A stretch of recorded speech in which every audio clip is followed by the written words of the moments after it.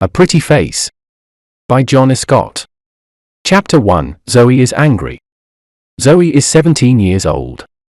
She works in a bookstore in the little town of Newport. Zoe likes books and she likes her work. But after work she likes to act in plays with the Newport Players. The Newport Players do 6 plays every year, and Zoe is in most of them. Some plays are exciting, and some plays are famous. This week, the play is Romeo and Juliet by William Shakespeare. A lot of people are coming to see it, Zoe thinks. I must act well. Mike is 18 years old. He is a student at Newport College and he likes writing. One day he wants to write plays for the theater and for television. One day I want to be famous, he thinks. Newport has a newspaper. The Newport Weekly News is its name, and Mike's Aunt Peggy is the editor. One morning, she phones Mike. Do you want to write a review of Romeo and Juliet for the newspaper, Mike? She asks him. The Newport Players are doing the play tonight at the little theater. Yes, please, Aunt Peggy. Mike says. Thanks for asking me. That evening, he goes to Newport's little theater to see the play. Mike goes into the theater and sits at the front. He gets out his notebook and pen, ready to write notes for his review. There are a lot of people in the audience. 5 minutes later, the play begins. Zoe acts the part of Juliet's mother. She knows all her words and speaks them well. Mike is watching her. She's very pretty and she's doing her best, he thinks. But it's not easy to act the part of an older woman. She's only 16 or 17 years old, and we all know it. He begins to write in his notebook. 2 hours later, the play ends and the audience leaves the theater. Mike goes home and writes his review for the newspaper. He doesn't feel very happy. It was a good play, but what can I say about the girl acting the part of Juliet's mother, he thinks. I want to be kind, but I must be honest, too. At the bookstore on Friday, Zoe reads Mike's review of the play in the Newport Weekly News. Zoe is angry. She looks at the name under the review, Mike Morrison. Who is this Mike Morrison, she thinks. What does he know about acting? Chapter 2. Zoe has an idea. On Tuesday evening the next week, Zoe and her friend Annie are drinking coffee in the Newport Cafe. Annie is a student at Newport College and sometimes in the evening she and Zoe meet at the cafe. Suddenly, Zoe sees a boy sitting at a table across the room. Who's that boy? She asks Annie. Annie laughs. Do you like him? He has a nice face, she says. His name's Mike. I often see him at the college. Mike? Zoe says. Mike who? Mike Morrison, Annie says. That's Mike Morrison? Zoe says. She is furious. Yes, why? Annie asks. He writes reviews for the Newport Weekly News, Zoe says. That's right, Annie says. His aunt is the editor. Oh. She stops suddenly and looks at Zoe. The review of Romeo and Juliet, right? Zoe says. Do you remember it? Zoe Baker acts the part of Juliet's mother. She has a pretty face and she speaks her words well. But she is a young girl in an older furious very woman's costume, and we all know it. Nice face or no nice face, I hate him. Annie laughs. Okay, go and tell him, she says. Go and say, I hate you, Mike Morrison.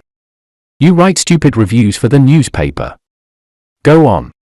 But Zoe isn't laughing. Yes, all right, she says furiously, and she begins to get up from her chair. Then she stops, suddenly. What's wrong? Annie asks. Are you afraid? No, Zoe says. I have a better idea. Does he come into this cafe often? Every Tuesday and Thursday evening, I think, Annie says.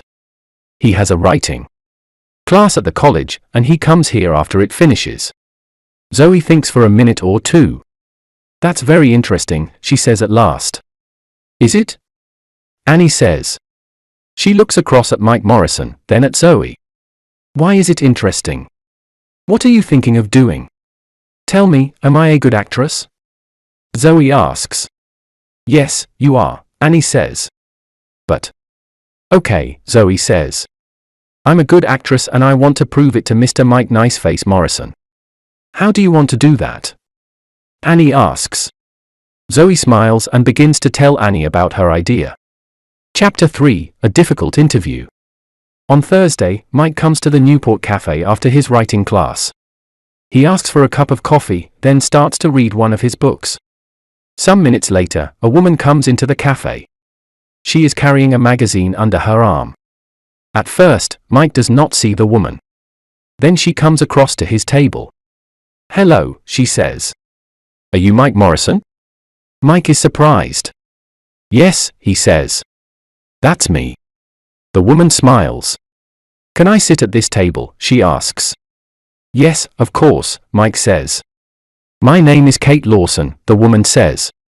"I'm the editor of Yes magazine. Do you know it?" She sits down and puts the magazine on the table in front of Mike. "Yes, I know it," Mike says. "It's a magazine about famous people." "That's right," Kate says. "Do you want to write something for it? Can you do an interview for me?" "An interview?" Mike says, surprised. "Why are you asking me?" "You sometimes write theater reviews for the Newport Weekly newspaper," she says. "Is that right?" "Yes, I do," he says. "I want to write plays one day, Anne." "Well, do this interview for my magazine then," she says. "It's with a famous playwright. He lives in Newport." "Todd Murrin is the only famous playwright in Newport," Mike says. "He lives quietly and doesn't go out very often. And he's famous for not talking to reporters from gossip magazines. He throws them out of his house." Kate laughs. "Are you afraid?" she says. "Good reporters aren't afraid to do difficult interviews. You want to write plays, don't you? Well, perhaps he can tell you something about playwriting." Mike thinks she's right. "Perhaps I can learn something from Todd Murrin." "Okay," he says. "When can I do it?" "Tomorrow morning," Kate says. "You must tell Murrin this interview is for Yes magazine. But tell him after you get into the house. Okay?" "Okay," Mike says. Chapter 4, Todd Murrin's House. Later that evening, Zoe is speaking to Annie on the phone. "So I say to him, I'm the editor of Yes magazine and can you interview Todd Murrin?" Zoe tells Annie. "Todd Murrin?" Annie says. "But he throws gossip magazine reporters out of his house." "I know," Zoe says, laughing. "And I want to stand outside his house and watch Todd Murrin throw Mike Morrison out." The next morning, Mike goes to Todd Murrin's house. It is a big house, and there are lots of bushes and tall trees in front of it. "I don't like Yes magazine very much, but this is an important interview," Mike thinks. "And perhaps I can talk to Todd Murrin about my play." Mike is writing a play for television. He walks up to the front door of the house. He is carrying his notebook and he has a list of questions to ask the playwright. But he is a little afraid of the famous man. Zoe follows Mike to Todd Murrin's house. She is careful and she follows Mike very quietly. Zoe is acting the part of Kate Lawson again. She has a black wig over her hair and she is wearing glasses. She hides behind one of the bushes in front of Todd Murrin's house and watches Mike go to the front door. It is a big, dark house. This is funny, she thinks, smiling. When Todd Murrin opens the door of his house, Mike begins to talk quickly. "Hello, Mr. Murrin," he says. "I'm Mike Morrison. I'm a student at Newport College and I want to write plays." "Do you?" Todd Murrin says. "And I write reviews in the Newport Weekly News," Mike tells him. "What do you want from me?" Todd Murrin asks. "Can I ask you some questions?" Mike says. "Why?" Murrin asks. "Is it for the Newport Weekly News?" That's a difficult question. What do I do now? Mike thinks. Do I tell him a lie, or do I tell him the truth? Then, after a second or two, he says it's for Yes magazine. Listen, I know it's a stupid magazine. But. Chapter 5, Zoe waits. Zoe is watching Mike and Todd Murrin from behind a bush. She can see them but she cannot hear them speaking. She sees Todd Murrin open the door, and she sees Mike follow him into the house. Zoe smiles. Right. He's in the house, she thinks. Now let's wait for Todd Murrin to throw him out. Todd Murrin takes Mike to his study. There are hundreds of books in the room and a big desk. Todd goes and sits behind the desk. "Thank you for telling me the truth," he says to Mike. "I can see you're an honest young man. You can ask your questions. But not for Yes Magazine. You're right. It is a stupid magazine. I hate gossip magazines. Why do people write for them? Because they pay a lot of money, I believe," Mike says. Todd Murrin laughs. "Yes, you're right again," he says. "But you can write about me for the Newport Weekly News. Is that okay?" "Yes, that's okay," Mike says, and he smiles at Todd Murrin happily. "I like to help young writers with ideas when I can," Todd says kindly. "Sit down." Mike sits down, puts his notebook on Todd's desk and opens it. "I read your reviews in the newspaper sometimes," Todd says. "They are very good." "Well, I think they are okay," Mike says. "But I want to write for the theater, for TV, and for movies. I'm writing a play now." "Are you?" "Tell me about it," Todd says. "Can I?" Mike asks. "Well, it's about a boy and a girl." "A boy and a girl?" "That's right. They." Todd Murrin sits back in his chair to listen and Mike tells him the plot of his play. Mike is very nervous, but Todd Murrin does not speak. He smiles at Mike and he listens to him very carefully. When at last Mike stops speaking, Todd says, "Thank you. That's very interesting. It's a good story, and it's funny too. But there are one or two things you can do to make it better. To begin with."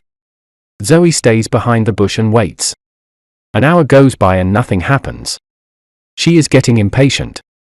What are they doing in there, she thinks. Todd Murrin never gives interviews to gossip magazines, so what are they talking about? She remembers Mike Morrison's review of Romeo and Juliet in the newspaper. She remembers his words about her acting, and she wants to see his face when Todd Murrin throws him out of the house. How long must I wait, she thinks impatiently. Chapter 6, Telling the Truth. After an hour and a half, Mike Morrison leaves Todd Murrin's study and comes out of the house. He and the playwright are smiling and Mike is saying, "Thank you." They talk for 2 or 3 minutes and Zoe watches them from behind the bush. She is amazed. What's happening, she thinks. Why are they so friendly? After a minute or two more, they shake hands. Then Todd Murrin goes back into the house and Mike Morrison walks away. Mike sees Kate Lawson waiting for him. "Oh, hello," he says nervously. He is surprised to see her so soon. "Are you waiting for me?" "Yes," she says impatiently. "I'm waiting for your interview." "Look, I can't lie to you," he replies.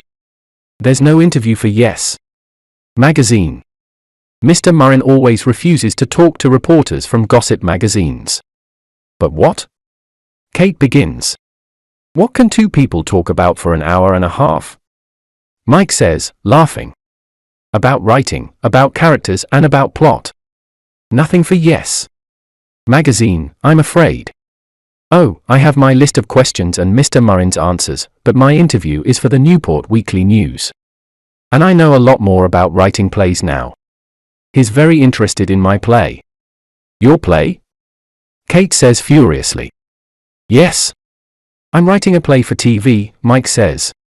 "And Mr. Murrin wants to read it. He can help me with the characters and the plot." "Well, that's nice," she says. "Say hello to Mike Morrison, the famous playwright. He writes stupid reviews for the Newport Weekly News, but his plays are okay." "That's right," Zoe says. "I'm a 17-year-old girl in an older woman's costume, Mr. Mike Morrison, review writer for the Newport Weekly News." Mike's face is very red now. He feels embarrassed. What a trick. "So there is no Kate Lawson, editor of Yes Magazine," he says. "No, there isn't," Zoe says, laughing. "What do you think now? Does this prove something? Am I a good actress?" "Yes, you are a good actress," Mike says, laughing with her. "And I'm going to put that in the Newport Weekly News." "Are you?" Zoe says. "Yes, and thanks for making me go and see Todd Murrin," Mike tells her. He doesn't feel embarrassed anymore. "Now I can get help with my play," he says. "Come on, let's get a cup of coffee. And I'm paying." Well, I can't refuse a free coffee, Zoe says, and she laughs.